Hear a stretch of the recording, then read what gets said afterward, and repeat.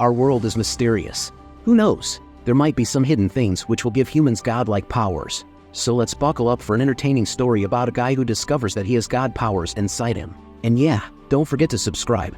So the movie opens with an introduction to our world. Humans have gone mad for power and wealth. So eventually the darkness from a different dimension took over them. However, there are guardians who bestow powers to the humans and help them fight this darkness. Basically, they are gods. So now in the present, we see a special agent named Move waking up in a flying plane. He was supposed to deliver a prototype psychic weapon with his partner, Carrillo. However, he vaguely remembers that he got betrayed by him. He notices that Carrillo has stolen the weapon, and now Move is alone in a plane with a time bomb attached. He quickly jumps from the plane. An onlooker sees the explosion and finds Move somehow alive on the ground. At Moscow City, we see a man named Gorshin who's the leader of a revolutionary group called Stop Crime. His people throw a corrupt man in the water. Meanwhile, Ivakin from the special government agency informs his superior about Carrillo. He is getting impatient about completing the weapon. He also informs him that Move, who is working for them, is alive, but somehow he has changed now. He doesn't want to work anymore and wants to live a peaceful life. The superior asks Ivakin to quickly get in touch with Move, as he is their key to reach closer to Carrillo. On the other side, we see Carrillo, who is now a big politician and an important figure. He starts talking to an unknown creature of darkness through his mind. It tells him that his partner Move is still alive. Meanwhile, guardians who protect Earth notice that darkness has already infiltrated a person's mind. They now need to train a new warrior to protect mankind. They think Move is their only option as he has some hidden powers sleeping inside him. One of the guardians sends a woman to guide him in his path. On the other side, Move is now living his peaceful life in a cabin. He sometimes gets blurry visions of the guardians, but he tries to ignore them. Move gets a call from Ivakin.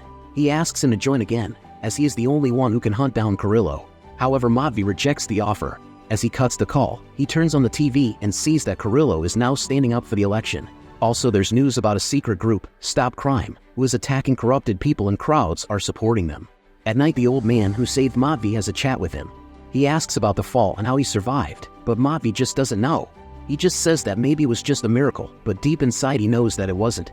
Gorshin from earlier gets visited by one of the guardians. It turns out Gorshin was one of them, but due to some reason he got kicked out. The guardian asks him to train Move. If he successfully completes this task, he'll be accepted back in the Guardian's circle. He further tells Gorshin that Move is still amateur and doesn't know his true powers yet. At the news station, reporters want to cover more information about Carrillo. They get a call from a girl named Krista who does sting operations. She asks them that she wants to cover Carrillo's news and promises them that she'll get the juiciest information. However, there are a lot of reporters who are trying to do the same, and all of them get ignored by Carrillo. So Krista follows him to the upper floors. Suddenly, time stops for Carrillo and he gets contacted by the darkness. It tells him that he needs to get stronger as he will most likely get attacked. Krista sees this opportunity and clicks some pictures of him in this freezing state. However, he sees her and she somehow manages to escape. Carrillo is angry and asks his assistant Paulina to catch the reporter as soon as possible. The next day, Move gets attacked by Carrillo's men and he easily counters them. It's as if some kind of energy is flowing through him. But now he has been found and he has no option but to face Carrillo. He comes to Moscow City and meets Ivakin. Ivakin then shows him the clip where Carrillo tested the prototype weapon on an area. The aftermath of the weapon was devastating, and if he sold this weapon to a different country, this could be trouble. He then tells him about his ex-girlfriend, Paulina, who is now the head of Carrillo's security. After everything, Move comes to a gas station, where he sees Krista. He gets a feeling of her looking like someone from his visions. He sees that she is being attacked by Carrillo's men, and he immediately goes to help her. He takes them down, takes Krista to his car, and makes a dashing exit. Yeah, the one with explosions and all. The car chase starts and Gorshin is observing all this action through his car. He is basically evaluating his power. Move lures the attackers into an abandoned road site. They think he has surrendered, but he tricks them with giant speed breakers and destroys them. Krista sees all this action and gets amazed. Carrillo gets the news from Paulina that the girl has escaped. He then gives her the news that Move is alive and suspects he is behind this rescue. He orders her to destroy him and his partner Ivakin. On the other side, Krista asks Move why he saved her. He explains that she looks like someone from his dreams and he felt like saving her. He then drops her to her studio apartment, where she invites him in. She shows him all the cases she's been working on. Krista tells him what she saw when she clicked pictures of Carrillo. It was like black roots, but her camera didn't capture it for some reason. Meanwhile, Ivakin gets attacked by Paulina by some weird gun and ends up in a car accident. While resting at his hotel, Move gets a call from Paulina asking for his help. As he goes in his car, he encounters Gorshin. He explains to Move that he is his friend and has some important business to talk about. He then tells him that he runs the organization Stop Crime and he knows the person from his dreams. Gorshin then leaves but tells him that he'll meet him again. As Mauve reaches Krista's studio, she informs him that someone stole the pictures of Carrillo. He then asks her to leave this place as it is not safe to stay here anymore. It is clear that Mauve is starting to like her. As he leaves, we see that Paulina is watching him and getting jealous. While driving, Mauve again gets the vision of guardians and they inform him that he needs to be quick. He is confused because he doesn't understand the meaning of these vivid dreams. He then takes Krista to a hotel where they end up sharing some good time. However, he gets a call from his superior telling him that Evakin is dead and he needs to take down Carrillo before it's too late. Again, we see that Paulina is waiting in her car and seeing Mauve leaving the hotel. Meanwhile, Carrillo again gets contacted by the darkness and it informs him that Paulina hasn't killed Mauve yet. He immediately calls a meeting with his partners and informs them about Mauve. He needs to be taken care of as soon as possible, otherwise he will hunt everyone down. On the other side, Gorshin visits his Stop Crime group and shows them clips of Mauve fighting. Even their fighting instructor is impressed with Mauve's fighting skills, and he tells Gorshin that he doesn't need any physical training. Mauve disguises himself as a police officer and stops one of Carrillo's partner's car. He threatens him and takes out all the information about their storage units and all their shipments. Mauve sneaks in their warehouse and starts taking out guards one by one. However, he is not alone. Gorshin also joins him in this fight. They together start taking down guards, Mauve with his fists and Gorshin with his powers. Meanwhile, Carrillo is sleeping. He gets contacted by the darkness and warns him to not make it wait any longer. Darkness's motives are to make Carrillo its medium and come to our world. Basically, the darkness wants to take over the human world. Next day, Gorshin and Mauve go to the news station and Gorshin hands one of the editors the reports of illegal gun and weapons exporting. While going back, Mauve somehow drifts to a different dimension. He is confused and tries to question what is exactly happening to him. One of the guardians informs him that she had sent the woman to guide him, and now she has been abducted. Mauve learns that it is none other than Krista. He quickly runs to her hotel and finds out that she is no longer there.